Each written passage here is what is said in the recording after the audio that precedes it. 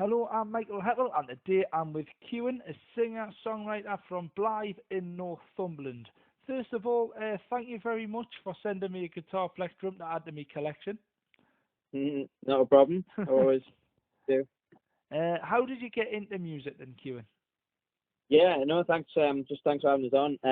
Yeah, no, I've had quite a long. I always get this question in interviews, and I was trying to think of how to answer it differently each time. But yeah, basically, the long story short is that I went to see Bruce Springsteen when I was younger. Wanted to be like Bruce Springsteen, I guess.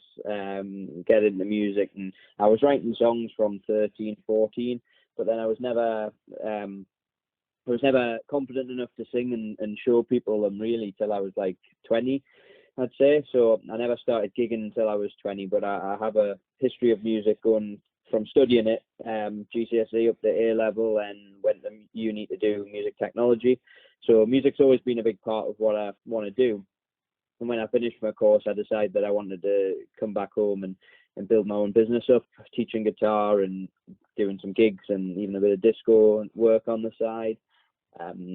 Ideally to eventually hopefully build a career out of gigging and stuff and playing original music, although it's we can all dream, but even if it's just when you've got to do a few things to keep yourself going, I think that's the main thing, which is hard right now, of course. So where do you typically go to gig? What's your typical locations that you go to? Obviously, being local to Blythe, I do tend to come back and forward to there quite a bit. I have been pretty much every year doing a show at the Head of Steam. I did one to celebrate a year since my first EP back in 2017. No, I'm sorry, the EP came out 2017, and then 2018 was the show. And then in 2019, I did a launch gig for my second EP. And then I was there with my band earlier this year. Whether I'll be there next year, so it remains to be seen. But yeah, typically just a lot of venues. I don't tend to come back to the same venue fairly regularly because I'm covering such a wide range in the northeast. Right up, I've been right up to Berwick, and right down to North Yorkshire way. So I tend to cover a lot of ground. So I'm back and forth to a lot of places, quite on a big rotating circle really. And I suppose as well, if you're covering a lot of ground, you're also covering a lot of people as well, so you'll be getting a lot of people getting to see you. Yeah, that's the hope. I mean, I went to uni in Leeds, so I've got a few connections down there as well. And it's a shame coronavirus has kind of really took its toll because I've been able to. I was kind of building up a northeast. People who are like, oh, I've seen you before, or last time you were here, or I've heard of you, or at least, especially Blythe and surrounding areas. And then it would have been nice to kind of work my way down towards Leeds a little bit as well, but kind of having to start over at some point in the future, I guess. Oh, I bet. And don't worry, I mean, this virus will disappear and eventually, and then you probably can go and do everything that you're still thinking about doing. Yeah, hopefully, that's the hope. I've got lots of intentions. I had a lot of intentions for this year, and it's just a shame that it's all come to a halt, and seems to be the case going forward a little bit from now as well. So hopefully I've had to rely on my lessons really throughout a lot of this online and stuff. But yeah, we'll all get by somehow. Now, you've already said as well that you do teach guitar. Has any of your students that you've taught gone on to great heights that you know of? Not yet. I've got a couple of kids wanting to be YouTubers and all that, so there's time yet. I don't think I've been teaching long enough to have the longevity to see that come through. I know I've taught a couple of people who like to dabble with the odd gig themselves, and they don't. I don't think they gig as much as myself, but they do that. So I'd like to think I've contributed to their income and living and stuff. But and obviously people who I teach, students who I teach who are studying music, it's always nice to know I'm helping them with their education and potentially career in the future. But nobody of notable that I know of, at least. People come and go, of course. You might not know. You lose touch, don't you, with some people? That's true. But no, I'd say it's all very good, all very work in progress, eh? Yeah, we'll get there. What was it like supporting John Power from Cast? Yeah, it was really good opportunity that. Again, it was kind of just my introduction of playing gigs locally in Blythe, and then I just ended up getting in touch with Vince, who's the promoter in Blythe. I'd already done a couple of gigs for him, and he just said, I really like what you're doing. Could you support John Power? We've got the biggest name we've ever had coming to Blythe, and that was a really good opportunity straight off the bat, like to get us. What it was 2017 when I started, and I think that was about the October time. So it'll have been coming up, about 3 years ago. But yeah, really good. I mean, it was a packed venue. I think it's probably one of the most. I've had 2 or 3 since, but it's probably one of the most audience I've played to in terms of playing my original music and a couple of covers and things. And then we stayed for John Power. I quite like his music and stuff. Of course, I had dived in a little bit more when I knew I was supporting him. But no, he went down really well. That was a really good night. Oh, I bet. And obviously, you said that was a few years ago. So, have you had any other achievements similar since then? Yeah, I mean, like I said earlier this year, we had a band, a really good sold out Head of Steam show with the band. So that was really good, and that was supposed to kick everything else off. But last year I played the Northumberland Live Festival, and I had quite an early slot, but that was a festival that started up on Blythe Beach. In the little grass bits when you walk up towards the fish and chip shop. They've started having it every year, and they've had some decent names on headlining and throughout the evening.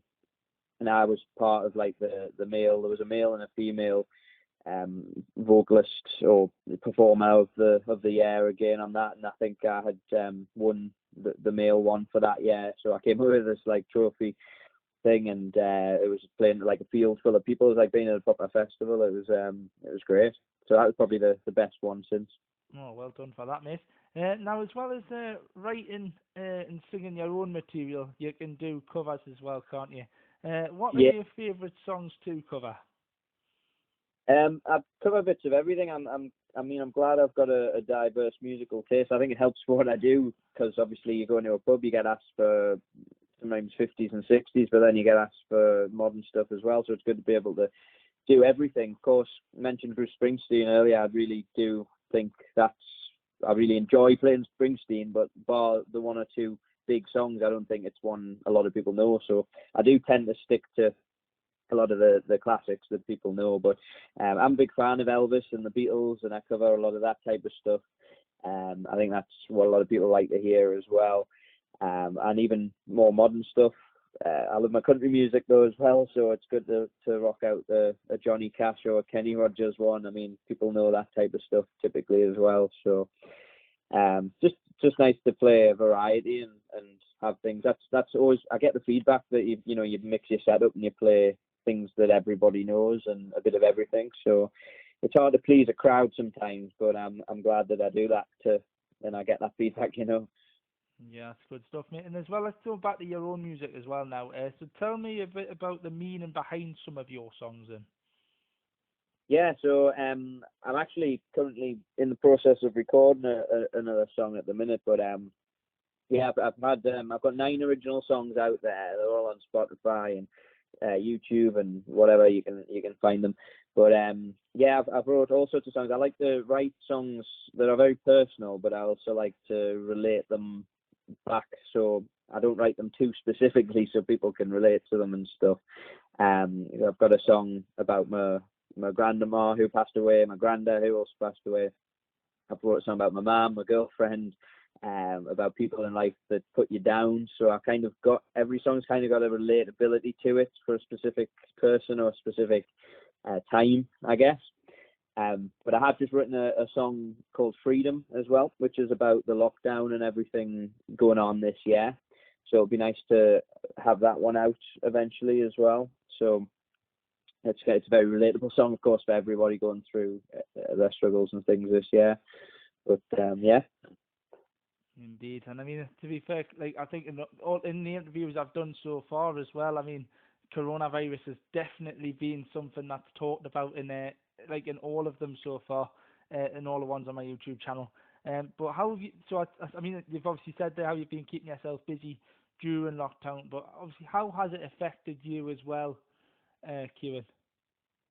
Yeah, well, pretty badly, to be honest. And I know people are going on about the government's lack to support the sector and things. And I mean, I've been supported by universal credit and the self-employed support schemes and things that are going around. So and it helps that I live at home, of course. I think I would have struggled a bit more if I hadn't, because I still do live with my mum.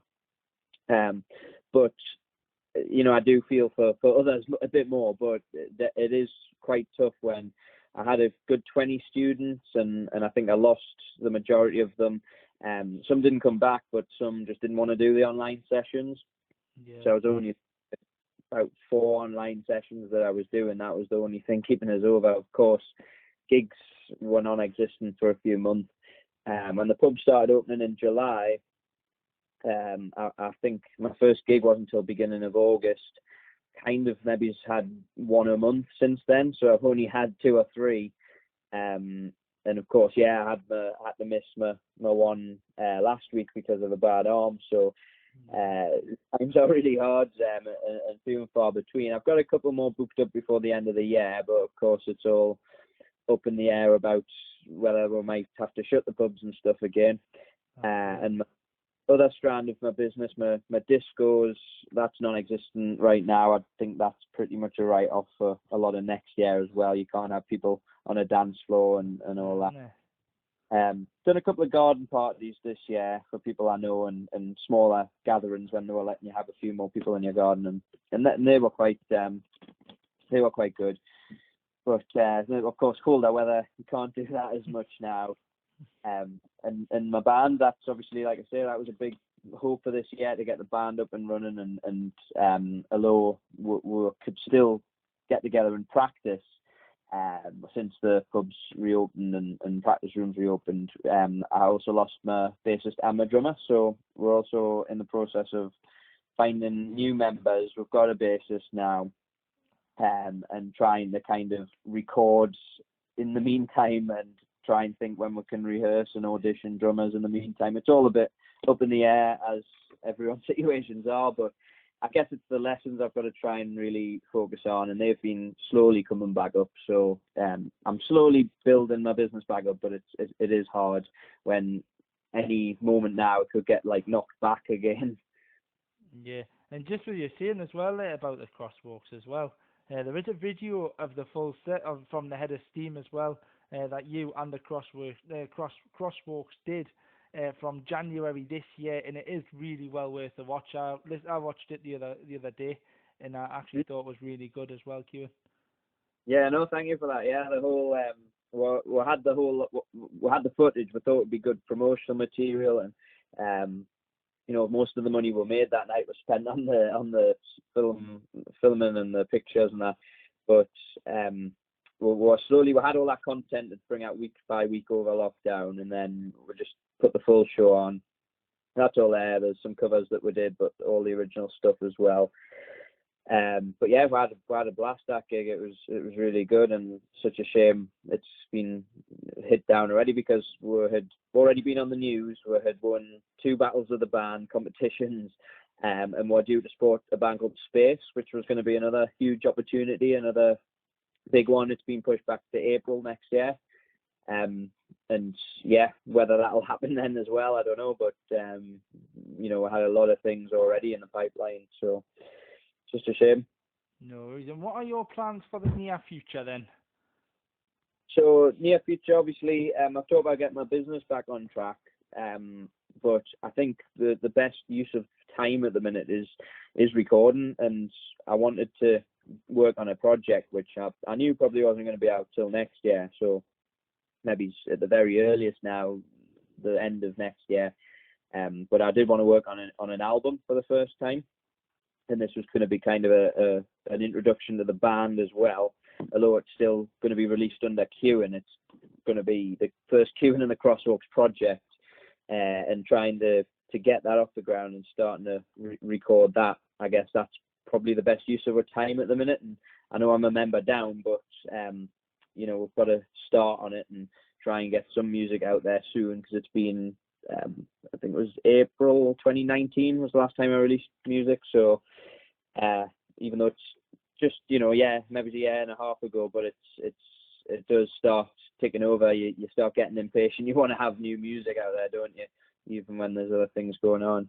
Well, I wish you all the luck with that new album. And then, is there any social media links so people can find out more? Yeah. So obviously it's just Kewen, so that's spelled out Kewen. I'm on pretty much everything: Facebook, Twitter, Instagram. You can find that on YouTube as well.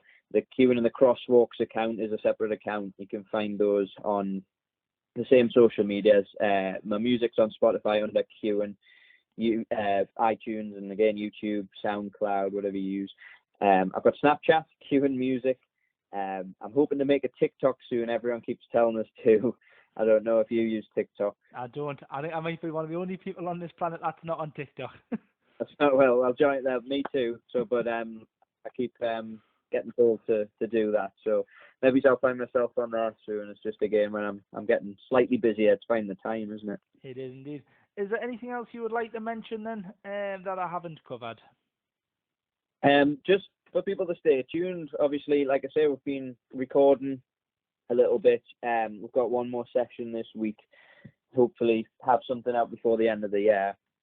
And obviously, a lot of stuff next year coming out of the pipeline. There'll be a lot of behind the scenes stuff as well. Might be worth mentioning on my Patreon.